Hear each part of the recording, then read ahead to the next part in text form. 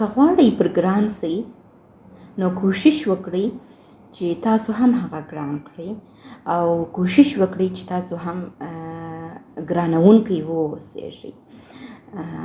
نو بیا تاسو کولی شئ چې په مشترک ژوند پر ملګري ګران واوسیږئ او مینه مو ترمنځ وي.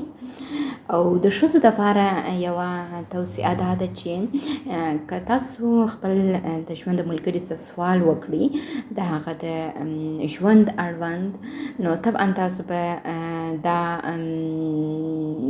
جواب ته رسیږئ چې د هغه په ژوند کې تر ټولو ښهترینه شی چې هغه یې غواړي هغه دا ده چې کامیابي ده، چې نارینه کامیابي ته ورسیږي. دا د هر نارینه هیله یې او غوښتنه یې.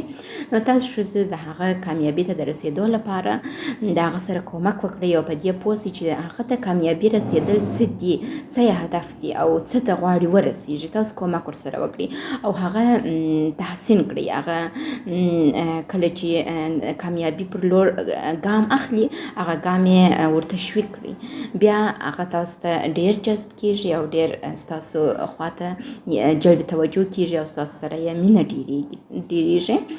او درېیمه خبره دا ده، وایي هغه احساسات چې یو نارینه ښځې ته پاروي او یو نارینه دې ته هڅوي چې هغې ښځې سره مینه وکړي یا هغه ښځه ورته د قدر وړ وي، هغه یو اعتماد دی چې نارینه نه غواړي ښځه یې هېڅ وخت اعتماد ورمات کړي. او دوهم چې ده منل دي، یعنې څه رقم چې نارینه دی هغه رقم ومنل سي. دا د نارینو خلقت هم داسې ده. او درېیم چې ده قدر شناسي ده، یعنې د هغه قدر وپېژني او د هغه احساس کړي او قدرداني یې وکړي او بار بار دا کار وکړي. او طبعا دا رقم بیرته ښځې هم دا څه د نارینو څه غواړي.